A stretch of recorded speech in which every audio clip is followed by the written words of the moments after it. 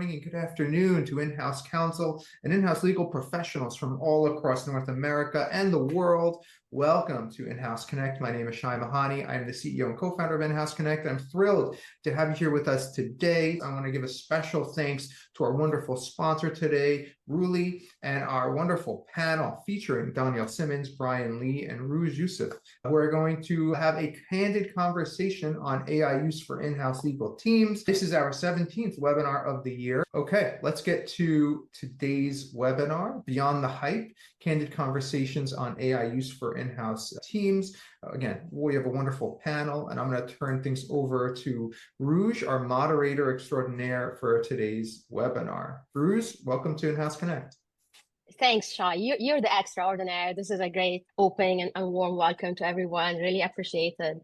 So, hi, everyone. My name is Rouge Youssef. I'm the head of marketing at Ruli AI. I'm also your moderator for today.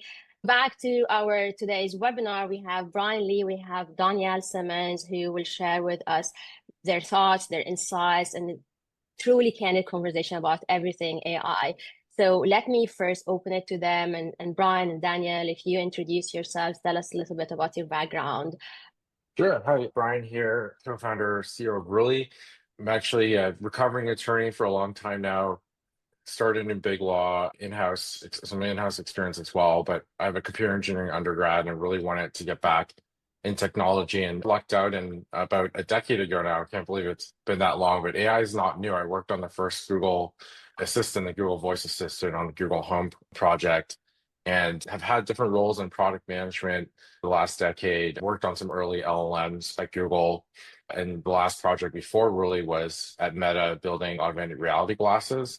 And always been really curious about the forefront of technology, and Ruli's been a little bit of a passion project for me to bring in all the work I've had in my career and marry the technology and legal sides of my experiences and what I think we can do to reimagine legal work. Thanks, Bryan. I always think you have a very specific, extensive background for someone with legal tech. I don't think there are so many legal tech co-founder CEOs out there who have this kind of mix between big law and technology. I'd like to welcome Danielle and invite her to introduce herself. Danielle Simmons. As I said, I'm here in Los Angeles. I'm originally from Austin, Texas. I actually have a STEM background. My mom's a cancer research scientist, so I actually grew up in the lab. My whole life was spent in the lab working for her for free. I went into behavioral neuroscience, and then I did research at National Institutes of Health in the molecular mechanisms of behavior lab, and just had been doing science my whole life and wanted to try something different. So I went to law school. I also did big law much longer. I stayed a little longer, but I went to Skadden. I was in LA and New York at Skadden Arps doing private equity M&A. I floated around in the nonprofit world for a while, trying to recoup some ethical value from what I was doing before. And after that, I decided I wanted to get back into tech, and specifically the intersection, similar to Bryan, of tech and law. I thought there were a lot of interesting things happening there. I co-founded my firm, Kelly Simmons LLP, with my co-founder, who was a general counsel for most of her career, doing commercial and privacy and data protection law. And that's our firm's focus. So I'm the managing partner. I mostly run the firm and also provide strategic advice to our clients, and we focus on commercial law, data protection, AI compliance, general counsel, corporate governance, and in-house commercial support. And I think we're going to be talking about AI compliance a little bit today as well. So this is exciting. So let me share my agenda with everyone here for a moment. Those are the main topics we will be discussing today: AI readiness and compliance for in-house teams, how in-house teams could prepare to adopt AI technology or tools, how to find the right tools, what's the connection between AI tools and the legal needs for in-house counsel teams, as well as reality check things like current capabilities, what are the limitations of AI, how to go around it, and the future of AI, how that would look like with the limitation for, especially in the legal space. And at the end, we'd like to share with you a little bit of what we do here at Ruli and just a glimpse of the tool for them. We actually have a 40-second little video to share with you today, and I'm sure Bryan can walk us through different capabilities of Ruli and what we do here. So this is our agenda for today. I encourage everyone to drop in questions and chat in the chat box. We'll be checking it and we'll try to answer as many questions as we can. With AI readiness and finding the right partner, maybe here I can start with passing it to Bryan and tell us a little bit about your thoughts about AI readiness and like how can in-house teams spend time and do the research to find the right tool or the right AI partner for them. Yeah, I think this is at the forefront of in many conversations we have, even with GCs and other legal operations professionals. I think from where the journey's been is I think people this year seem to be very excited, and many people have it on their OKRs and goals to evaluate and bring in AI in some manner. I think what ends up driving a lot of this conversation is also actually not necessarily the legal teams. We know, lawyers in general are a lot more cautious than maybe some other teams, like the marketing team is version, not to poke fun at your world, but what's happening is there's a lot of other tools that are brought in the other parts of the company. And then I think what we're seeing is the legal departments are needing to create new AI governance frameworks and policies to support the adoption of AI tools in the other departments. And in some cases, we've had GCs actually say we should also bring in our own tools as well, so we have a better understanding of how this would work, so we can actually create an AI governance policy that works for the entire company. And that's something interesting that we've been working through in some of our recent customers that we're collaborating with. But I know in chatting with Danielle, she has a great way to approach this as well. And we've done that with her as a firm using Ruli, but also she has a great approach of how she's trying to set up clients with AI readiness as well. So maybe I'll pass it over to Danielle to share her perspective.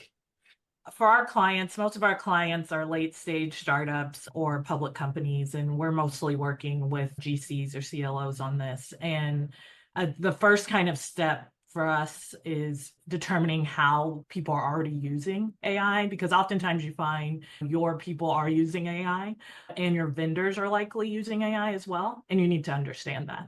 So it's really starting out with understanding the use cases, polling your vendors, all of them, including your contractors, people touching your IP, any confidential information that you have or sensitive information like your attorneys, your accountants, maybe people you wouldn't think of are likely using AI right now. And the best approach is to understand how they're using it, what the use cases are, and then building a policy and framework around that. It can be hard to get buy-in from teams. Also, there's a little like, where do we begin here when trying to do something like that? We usually like to advise our clients to rely on their already existing governance policies. So your privacy policy, your cybersecurity policy, your confidentiality policy, you probably already have a framework that you can use. You don't need to reinvent the wheel here. And then we'll go through and help them with risk assessments, building and adopting the policy to fit whatever AI use cases are happening throughout the firm and their vendors. And then also thinking through how you're actually going to implement the policy, which is huge, right? You can build any policy you want, but if no one's going to do it, it's not that helpful. So walking through the proper buy-in, integrating the systems, making sure the ops team can implement it throughout the company, and then making sure the vendors are also following this, but really just getting started and getting ahead of it because people are using it everywhere, whether you're moderating it or not. And I think you had a great analogy with your team in the sense of this isn't really new. We did this with cloud, right? And I think that's the best analogy and I'm seeing that too, like when there was cloud adoption immediately, people had these very hard rules just to put on the brakes that were just like, okay, you can't put certain things in the cloud. And then but it was like certainly determined of what could go in the cloud, not could go in the cloud. And today, as we know, actually everything lives in the cloud pretty much at your company or your firm in some sort of document system or cloud service. It's the same major cloud providers, but we have the right governance restrictions and T's and C's governing that, the right operational processes. I think that's what we're trying to, as a community, create. But Danielle, I know you have thoughts on that too, but I'd love for you to share how you came up with that cloud analogy. Actually, that was my co-founder. So my co-founder, she had to do that for a lot of her clients and just helping them understand, look, you've done this before. There's a lot of hype out there. information coming in from everywhere, but this isn't overwhelming. We can do this. You probably already have frameworks in place that touch a lot of the concerns that AI has: IP rights, data protection, confidentiality, use of information, right? You probably already have governance around these things, or at least an understanding of how you want your business to use them as in-house counsel. And so you can start there. You don't have to start from scratch with these things. Points to what are your vendors doing? So when you're looking at vendors, and it can be like a vendor that specifically is an AI vendor, or it could just be a vendor you don't necessarily correlate with AI, asking them similar questions that you might do a vendor assessment around, like your privacy and data protection issues, just adding AI on top of that vendor assessment. And these are some of the things to consider on the slide. I really like how this conversation pivoted to vendors assessment, and I'd like to pick your brain on what are the top considerations that they should prioritize when evaluating AI vendors, considerations for in-house legal teams that they should think about, or when they're evaluating a new AI tool and they're onboarding it for their team. It depends on your industry, but how sensitive your information is. If you're in healthcare, if you're in entertainment, things like that, you might have more particularities around how sensitive you are, but how they're using your data. I think everyone understands as an attorney why you would be worried about how they're using their data, if they're training on it, if they're using it for performance. And when you're thinking of data, not just your documentation, but also your inputs, your prompts, whatever you're putting in there, how they're using that. You also want to understand how they may be walling off your data. Are they walling it off from other customer data? Are they taking any measures to make sure when the outputs, you're not getting into an infringement situation where it's infringing on other people's rights because the data is not properly walled off? Their operational security. I think as lawyers, we tend to think a lot about the legal side, but with AI, you also need to think about operationally, even if they have the right policies in place and language in place in their documentation, operationally, are they achieving that? Are they actually able to comply with their policies and the law? And we often have our clients, where we'll do it with them, have our client CTO, ourselves, and then the vendor CTO just hop on a call and walk through it. What are you doing? How are you achieving compliance around protection, data protection? I'm sure Bryan has a lot to say about no. related Yeah, as no, well. I'd love to add. Yeah, I'd love to And add we to did that with just as Bryan, actually. Yeah, no, it was a very great, yeah. it's a really great process actually with your firm. But and we've done this already, information security view, with a few companies, most recently an S&P 500 company, which is a huge achievement for us of a company that's 1 year old. And I want to throw out there for folks that may not be information security professionals that there's a critical difference between SOC 2 Type 1 compliance and SOC 2 Type 2 compliance. So you'll see a lot of vendors out there that will flash the SOC 2 logo, and it's Type 1, which means it's more self-assessed or whatever. But SOC 2 Type 2 is really more the golden standard, where it's audited, and there's things like security tests and penetration tests that are done. So we are SOC 2 Type 2 compliant. We have been for more than 6 months now. But that's something that I just caution people to take a look at, is to see if the vendor actually is SOC 2 compliant. But then going back to like how you choose an AI solution, I think it's actually not necessarily thinking about it as AI. Just from my engineering perspective, you always start with the problem, right? What is the problem you're trying to solve?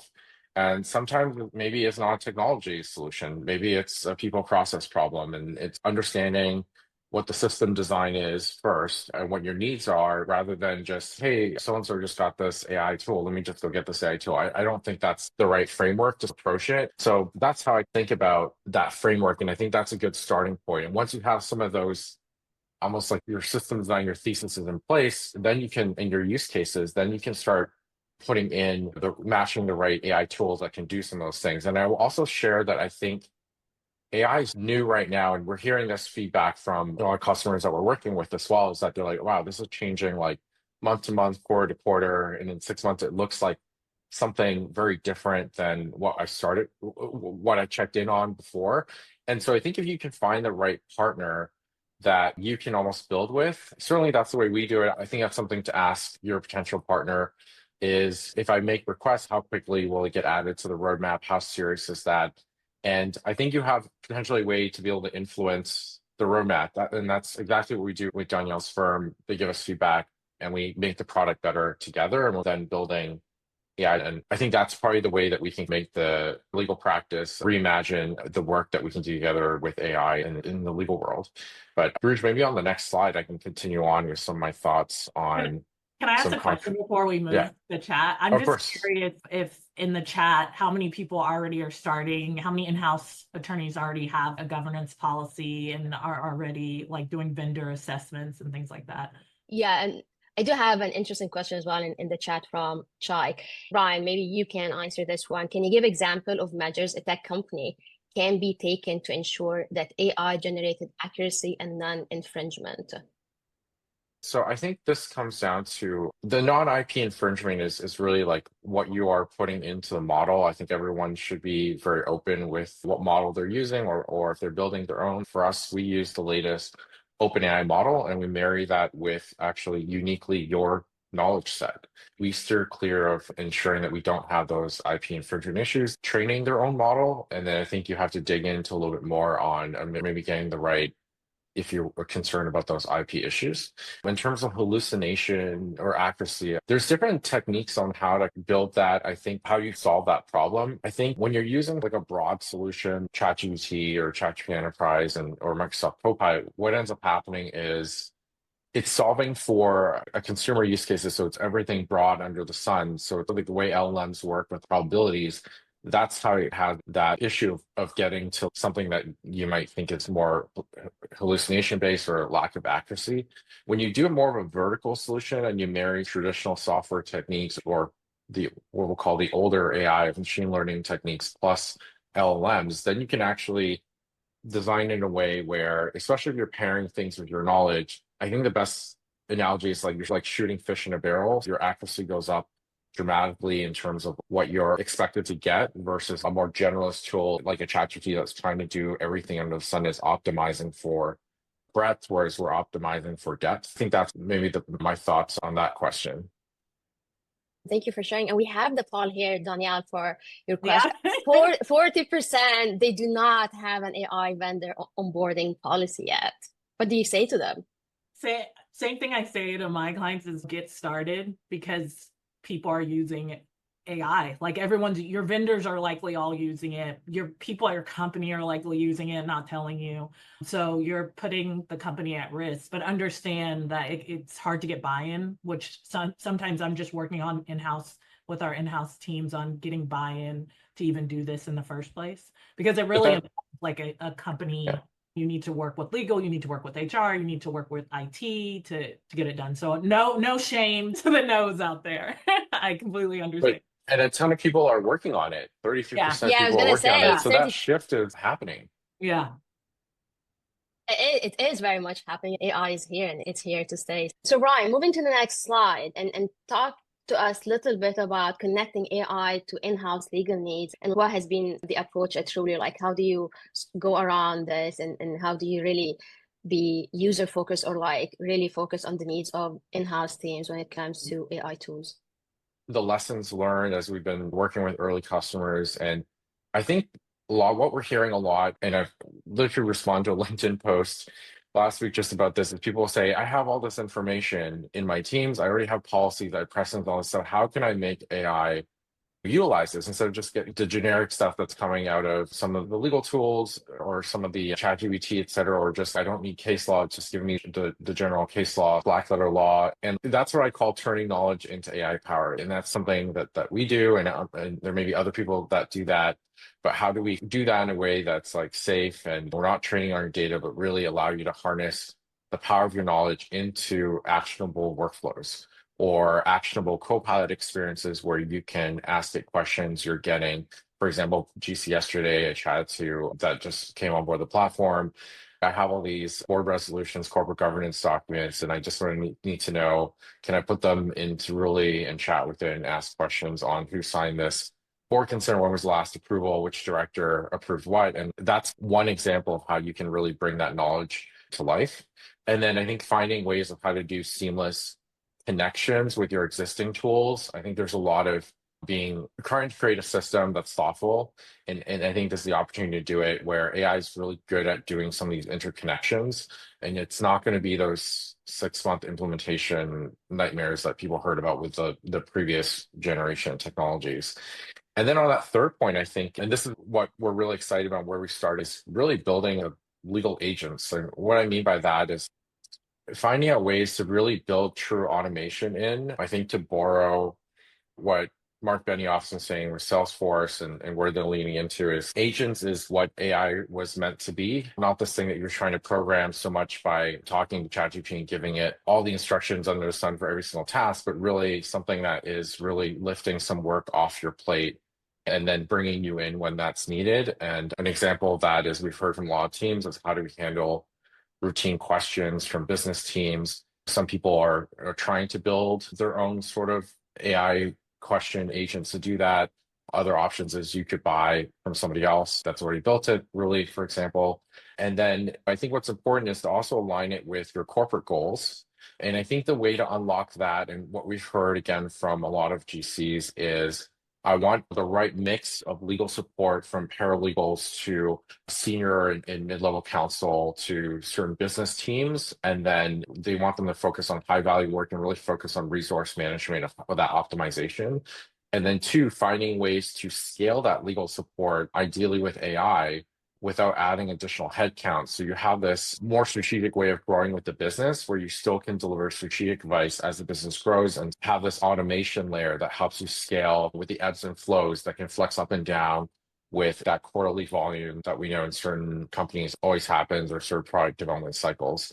And that's the blueprint that we talk through with most folks. Danielle, I have a question for you specifically on aligning AI with corporate goals. And I know that you work with clients, help them with their compliance policy and fund AI vendor and onboarding this. How do you help your clients to make sure that whatever tool they're using is aligned with their corporate goals? We do this. It honestly goes back to the top thing I've been talking about with the governance policy. So we try to build out like a framework for how you use that. Someone in the chat just asked the question on do you have a policy for AI use internally, or do you have a policy for external use? And those are different. And the person was correct. Those are different. How vendors are using AI. Now you may be using AI are different, but a good governance policy is focused on both, because as in-house counsel, you're worried about your data, protecting your data, and any risk of data use or infringement. So you're concerned how your data is flowing internally and externally outside of the organization. So we start at a top level of how are you already using it and what your needs are. And then oftentimes, because things are moving so quickly right now in the AI space, where we create something that's pretty flexible and builds within what are the existing frameworks people already have around their data protection. I don't really see AI, like Bryan was saying, as I understand in the headlines and in the news, it's quite all consuming, but I don't really see it as something that's so different than technologies that are already out there, and from a legal perspective in terms of how we need to be managing it. I want to maybe address some of the questions in the chat I'm just catching up with. Allison Kratz here was asking, are there any AI certification programs similar to ISO or SOC 2 for security?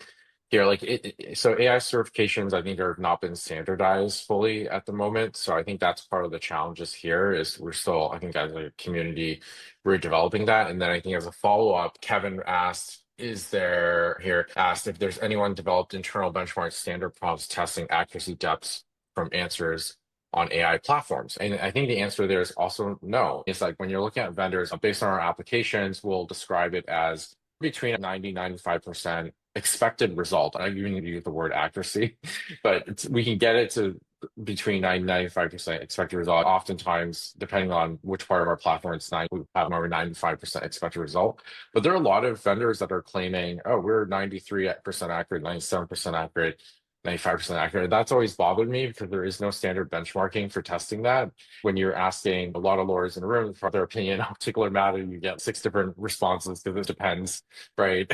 Everything depends on certain situation factors that people make assumptions on. It's always been curious and bothered by those accuracy numbers. So I just be cautious about that. There is no standard there, but it's something I've been thinking about, and I don't have an answer to that. We look at a lot of PhD research on things like that to test the legal accuracy of foundational models. But I think it's something we should do as a community, is to figure out what is a good standard benchmarking test. And I think all the vendors should run that. Yeah, that's interesting. The uniqueness of our industry being so confidential and private, I think, is can be limiting to the applications of AI for us, because we're in the business of making sure people don't see our work product, right? So it's challenging as well. Yeah, it's challenging. And like you say, like an output. And that's one of the things I think makes it, the adoption of AI, especially in the legal space, can be difficult, is understanding what AI can and can't do. I love using AI, but I believe I don't have unrealistic expectations for it.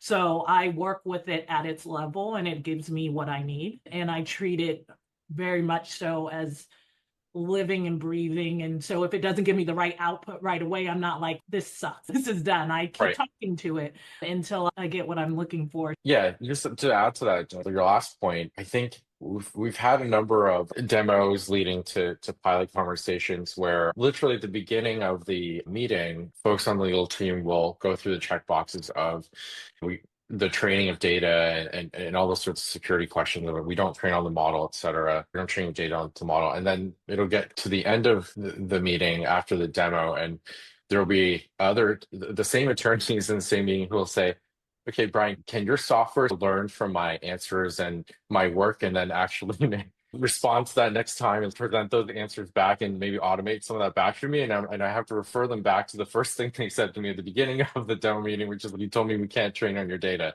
So I think there's something there where I think there's a want and desire to do that and unlock the next level of AI experiences, but I think we have to do it in a very thoughtful way that is secure. That's actually excited about for legal tech, is once we figure out how we can get comfortable with training off of our sensitive confidential outputs, how smart it can really be and how it can be more useful to us. Because we're not going to get it. If you think of it like how you think of humans, and as someone from a behavioral neuroscience background, I do like to compare it to humanity. But just when you think of working with a junior or first year, if you don't give feedback, if you don't, like, it's not going to get any better, right? So if you want to get this tech up to maybe a second year, third year level, you're gonna have to train it. Like having a junior associate, right? If you don't tell them if they're doing the work right or wrong, you just will never know. Yeah, it's just gonna keep repeating the same mistakes over and over again. Yeah. We all need some guidance, just like machine learning as well. I pushed the poll here for AI adoption in legal teams and asking our participants today, and the majority is data security and compliance concerns. And that really speaks to our discussion of how to solve this and having the right AI governance and compliance policies in place. Exciting to see that's the top one, because if your company already has any sort of data security and compliance policies in place, the legal level and the operational level, you can just work from there. A lot of that framework will be similar. You'll just have to adjust it for AI, but it's good. That's good to see, because you probably already have something and you probably already have an understanding of it. So this shouldn't be as heavy of a lift. Okay, let me end this poll and we're going to move to budget and resource constraints is the one that is budget is always a problem. Yeah, that's the this. You know that in-house teams struggle with budget. It's so let's move to, we talked about compliance and governance and what AI tools can do, but maybe Bryan, you can speak to us a little bit more about AI limitations and how to have realistic expectation of what AI can actually deliver versus what it's like how it's developing. I think we touched on this a little bit just now, but I think to lay the foundation a little bit more, I think it's great at doing efficiency and scale sort of research tasks, or once you build in certain workflow applications like the agent that we'll show you very shortly, it can be very powerful. You're giving it sandboxes of things to do is very powerful. You'll get very easily get data-driven insights that you can take that next step, I think, a lot more quickly than someone spending hours and hours on just the fact-finding or the compiling or the comparison, and spend more time on the analytics part. The limitations are still, LMs are not good for numbers.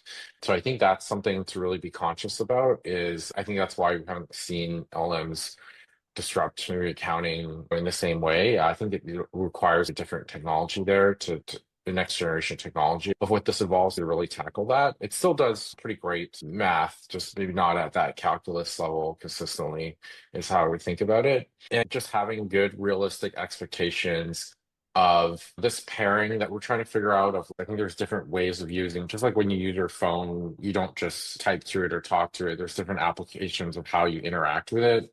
I think that's what's being flushed out right now. And then the key part is that the way the AI technology is today, it's not really doing human judgment. So human judgment is still critical. So it's finding a way where when human judgment's needed to bring that human judgment in, or in other places like pairing your knowledge, which has human judgment built into it, to help AI operate better, a little bit more autonomously. So I think I want to make that distinction where humans will still be quite critical for a while. Yeah, and we use it. I can give some real world examples Yeah. in some of the limitations and how we work around them, where our attorneys use it for some of the common things that you would typically have a junior do, because our model is very lean. Everyone is at least 15 plus years out. So we're reliant on technology heavily at our firm. And we're fully distributed as well. So our attorneys are all over the US. So technology is just fully integrated into how our firm operates. And so we use it for things that you would give to maybe a paralegal, like research, right? Contract reviews, summaries, putting things into tables. And just a junior, it's not perfect. And you do have to look it over and review it. But it takes the AI under a minute to spit that out, right? And you just saved yourself and your client time, and then you're spending time not like making a table and extracting the data to put in the table, but you're actually just reviewing the table and making sure Bryan's saying the judgment piece.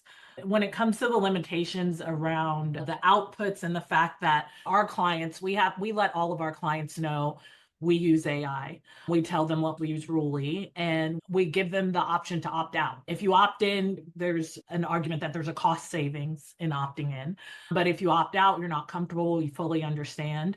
And with the data we are allowed to use and put into the database, because we can't train on any of that data, what we've done is in the knowledge base, and Ruli has this separate, which Bryan can explain, where you can put your own knowledge into the application such that, and use your knowledge. And when I say your knowledge, we literally free flow write what comes out of our head on how something should be done. Just if I were to train a junior and be like, this is how you do this next time, we write that out, and that's not confidential to our client.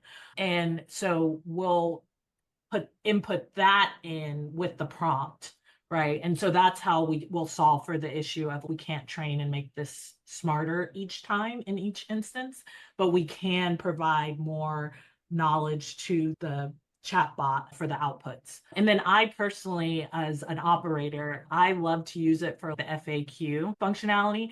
So I'll put, and this is something I think when you're trying to make the argument around cost savings, it's really great for internal policies as well. Not just the output of reviewing commercial contracts or whatever routine items you're getting and you can't afford to hire another attorney to do. It also is really good for all the internal policies that you have that no one's following and asking you over and over again the same question and maybe getting different answers from. So we have internal policies. People can go into our chatbot and just be like, what's the rate for this client, or what's our policy on X? And every time the output spits out the same answer, and it has saved me the headache of answering the same questions over and over again on our firm's internal policy. When I think of our clients and the way it can save an in-house team from all of the queries they're getting from hundreds of people on how you do this, what's the marketing policy, what's the policy on this, you can ask the chatbot and upload your internal policies. It even saves from an ops perspective, which is useful for me. Yeah, and I'd also want to highlight that all through last year, I was in a lot of in-house counsel conferences. And one of the things that was like the burning area of grief for many in-house teams was like my outside counsel, big law, a lot of the big law firms were like, we know they're AI in some capacity or not, but they're not disclosing to us if they are or not. And I think and bill hours are still going up, and there's this lack of transparency. And I thought when Danielle was working with us really, and then was like, hey, I'm going to now bring it to my clients and give them this option. I thought that was just like, wow, like she's the only one doing this. To be frank, I can tell you honestly, in all the conferences I've been to last year, she's the only firm that I've come across that's actually approaching it in this way and being super transparent with her clients and actually giving them the option to opt in or opt out of her support using AI or not. So I just want to call that out. It's incredibly frontier thinking. So we have our second poll here about AI transforming legal work in the next 3 to 5 years. And the majority, 65%, agree on automating routine tasks. We have, comes next is enhancing legal research and case strategy. So automation is the forefront, 65% of what our participants think today on top. And then comes, I think after that is enhancing legal research and case strategy, as well as improving compliance and risk management. Someone in the poll just said and someone else agreed they would select the first three. The first three? Yes. Yeah. Let me move to the next slide here, which is Ruli and what we do at Ruli. And I'm gonna play a video here. And Bryan, feel free to walk us through the video and share some thoughts. This is a little glance into Ruli's Legal Hub platform. This is one part of Ruli, and we want to show you what it does. What it does is it mimics that person that you have at the front of your legal team, and what it's going to do automatically as a legal agent. What AI is meant to be is it automatically answers questions here inside Slack, and then it escalates work that it's not allowed to answer automatically for the business as a living intake system, a living matter management. And then it does its own AI analysis off of your full legal drive, and it will assign the next lawyers on to the work to take the next steps. And I think it's like this completely reinvented way of one mirroring the human process that exists today. And we've heard from some of our customers that like, okay, we would have to hire another person to help man that front door. And this is the way that you can do this in a controlled environment, audited environment, where you can tell really what it's allowed to answer and not answer for the business, but then have this help coming back where it's not just a ticket system. It's like a living matter management system, and it will automatically get the right legal experts on to take the next steps. And as you're seeing here, it has built-in dashboards. So you can actually see not only the resource management, but the types of legal issues that you're getting, which will help you manage a much better business in the in-house side. And so with that said, really is much more than that. And I think there's a lot of folks building sort of point solutions, and we wanted to build a full suite platform for legal work. And really, Legal Hub is our primary, as where we started, and that is our dedicated in-house counsel product module. Everything here is modular, so you could choose one or many on the platform. And then underpinning this platform together, connected, is your knowledge base that you can add on to basically power these experiences and make them more tailored. And so on the left side, we have Copilot, like that chat experience. Uniquely for us, you have this ability to focus on your knowledge base, and you're able to get a far more custom tailored answer or ask questions about your documents or draft. I want to draft amendment now using the set of contracts that already exist. But really this ability to have this custom model experience without training a model is uniquely what we do with Copilot. We'd love to show you a little bit of that live. Sometimes showing is better than telling. And then DataGrid is this ability to basically do bulk data analysis at scale. We're finding some teams are using this for contract due diligence or pull the exact terms out, to pull things out. Is there legal notice obligations? If so, what's the legal notice address, for example? Is there a change of control clause, yes or no? Is there an assignment clause, yes or no? Folks have CLMs, sometimes a great complement to a CLM because their CLM is not able to do those things. In other cases, we're finding smaller legal teams, sort of 5 or under, are saying we don't need a full-blown CLM, but really has sort of everything that we need to run as a leaner legal team. And then coming soon on the right-hand side will be a Microsoft Word extension where Copilot will live in that and help you with redlining, and that will launch next month. And together with Legal Hub, you can imagine a day in the life where, as in-house counsel, Legal Hub is working on behalf of you while you have these other personal tools at your disposal. And then, of course, for law firms, Copilot and DataGrid are are very much in high demand for a lot of firms out there, and Danielle being one of them. I want to thank everyone for your time, and we can take some questions if you'd like, and we can show the slide where feel free to contact us at contact@ruli.ai if you're interested on a live demo. And we also do complimentary pilots for folks, and we're very hands-on. One thing, if we have a little more time, I wanted to discuss the idea, now that we went through most of the slides, of whether AI is coming for our jobs as attorneys and if we should be worried. And I'm very interested. I have my own thoughts on that, but I'm interested in what people think and if they're concerned about AI coming in the legal space and if they're worried about how that's going to affect the industry and whether it's going to replace people. Everything everyone's been chattering about in our space now for the past year that makes them resistant to adoption. We have Katie here who says, yes, he or she are extremely concerned about AI replacing their job. And yes, since it passed the bar. Another one said AI takes out the mundane tasks of their table faster. Mark is not worried. He actually thinks AI is like lots of questions and potential, but not a lot of variables. We're having more answers, but maybe Bryan, you tell us, what are you thinking? Do you think AI is here are you trying to take anyone's job with the AI tool you have? That's certainly not the mission out there. We're here to think about, I think there's an interesting paradigm. If anyone's ridden an electric bike and you ride an electric bicycle, you feel like you have superpowers a little bit. So if you have great AI powered assistance, and not just in the legal work, but in daily life, I think we can all feel like we have a little bit more out of the drudgery of some of the work and a little bit more superpowers. And I think the optimistic view, I was trying to a partner in Austin firm yesterday. They were like, we're not actually super worried about losing billable hours or anything like that as AI comes in. We can all spend a little more time with our kids. And I'm optimistic of that, what that future looks like. I think Monisha in the chat agrees with you. Let me share what Monisha said here. AI saves time by finding a good starting point to legal trickier issues. It saves time and cost for clients. Thank you for sharing, Monisha. Danielle, go ahead. Yeah. Sorry, I didn't mean to interrupt. I like to look at history. Whenever trying to, I like to look historically. When I think back historically on any technological advance, some people lose their jobs, and then there's job creation that also occurs as well. I think with any shift, there's going to be a shift.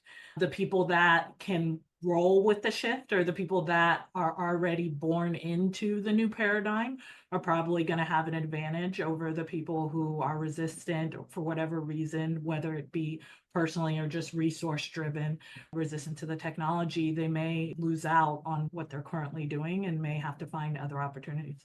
And not to that's really well put. No, it's really well put. It's really well put, Danielle. Really well put. For Last today, poll. live. All right. Yeah, key factors when evaluating AI tools, which we talked about this a ton already, but let's hear from our participants, their thoughts. And so far, it looks like accuracy and reliability of outputs is what matters to them the most, and it's their top priority. And after that comes strong security and compliance features, along with ease of use and adoption and seamless integration, not trying to get there, but cost and ROI is also like one of the top priorities.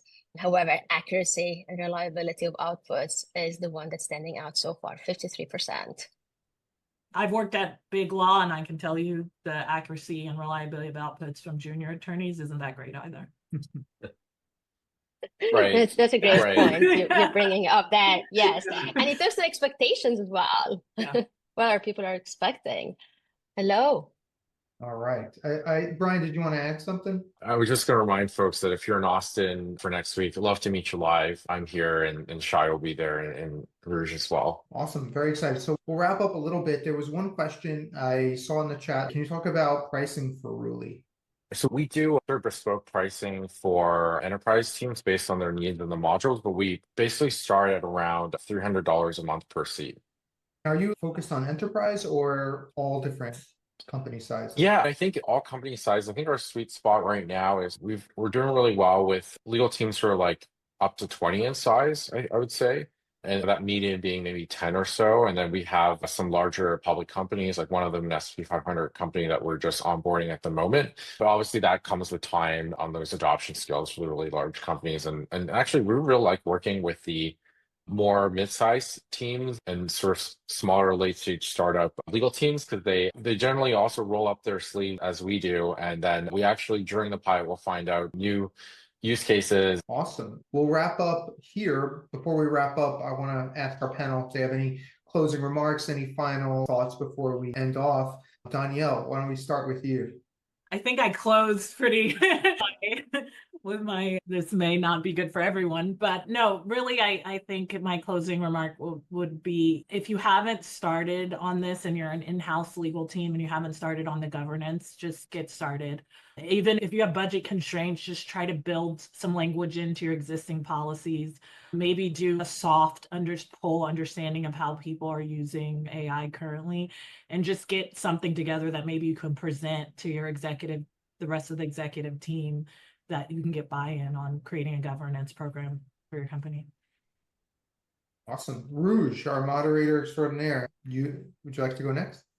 Yeah, sure. No, thank you so much, Shai. Thanks, Bryan. Thanks, Danielle. Thanks for all the participants and their responses to the polls today. I shared an email. If anyone have questions or like to chat with us more when it comes to pricing or exploring offering, please reach out through the email, or also connect with me, Danielle, and Bryan on LinkedIn. We shared our links there. Would love to hear from you and stay in touch.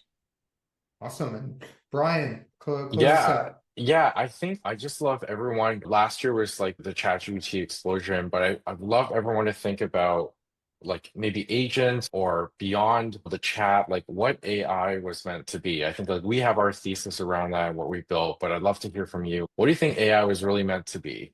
And let me know if you have thoughts on that. Love it.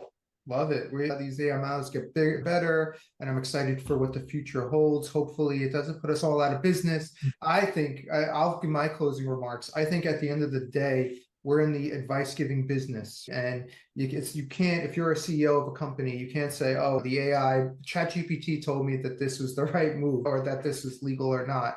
It's a human. Shai said that this is good. Oh, okay, Shai said it's good. All right, that's more important and more valuable than any AI model. So I think, fingers crossed, we'll be okay as an industry and a profession. But who knows, right? I'm sure at the margins it's gonna shrink a little bit, because AI can help us do things more efficiently. I will say, I did a poll recently and I'm going to release the results soon, but over 60% of in-house legal teams, their workload has significantly increased, and they're doing a lot more with less. And I think AI is going to come to save the day, to give us that work balance back. So I'm optimistic, and I'm excited to see Ruli's evolution and all the other AI tools that will come up and help legal teams advance and innovate.